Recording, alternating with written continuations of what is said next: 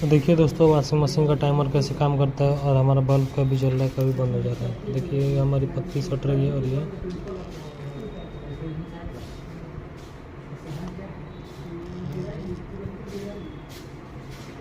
देख सकते हैं आप, अभी रेड वाला बल्ब जल रहा है और फिर हमारा ब्लू वाला बल्ब जलने वाला है। तो देख सकते हैं टाइमर कैसे काम करता है वॉशिंग मशीन का।